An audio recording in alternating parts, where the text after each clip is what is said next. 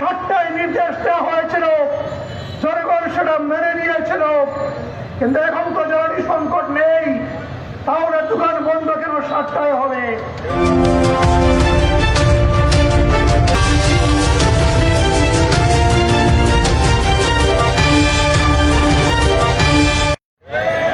একজন দোকানির তার ব্যবসায় শুরু হয় সন্ধ্যা 7টা থেকে।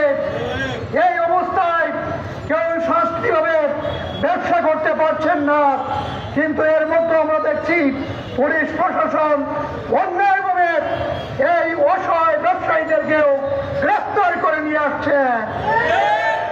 আমরা প্রয়োজনে ব্যবসায়ীদের পক্ষে দাঁড়াবো ইনশাআল্লাহ। সংগ্রামী ভাইয়েরা আমার, জ্বালানি তেলের মূল্য বৃদ্ধি এবং বিদ্যুতের মূল্য বৃদ্ধি এটা গণবিরোধী সিদ্ধান্ত।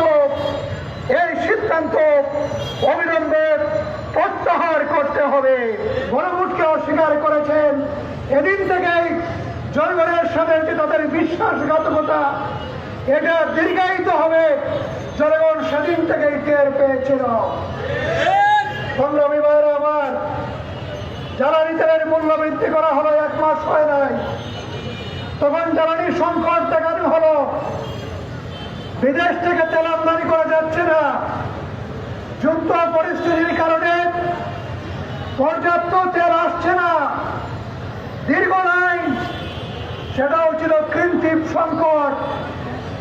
যেদিন বিরোধী দল সরকারি দল মিলে সংসদীয় কমিটি হলো জ্বালানি তেলের সমস্যার সমাধান বের করার জন্য, পরের দিন থেকে আর দীর্ঘ লাইন কিংবা ডিপোগুলোতে তেলের কোনো অভাব নেই। কারণ সিন্ডিকেট তখন বুঝতে পেরেছিল এইবার আর শুধু সরকারি দল নয়, বিরোধী দল যুক্ত হয়েছে। আমাদের এই দুঃখবাজি আর সেই সিন্ডিকেটের কৌশল আর কাজে লাগবে না, এটা ব্যাংকে পড়বে এবং শাস্তির আওতায় আসতে হবে। এজন্যই তিনারা এর থেকে বেরিয়ে এসেছিলেন, জনগণ এই সংকট থেকে মুক্তি পেয়েছিল। কিন্তু এখন কি? এখন তো তেলেরও সংকট নেই, এখন তো আমদানিরও কোনো সমস্যা নেই, তাহলে তেলের দাম কেন বাড়াতে হবে? সম্মানিত ভাইরা আমার, কারণ এখানে আমাদের জেলা বিষয় বলেছেন ওনারা তো জনগণের ভোটে নির্বাচিত হয় নাই, যার কারণে জনগণের প্রতি তাদের কোনো দায়বদ্ধতাও নাই।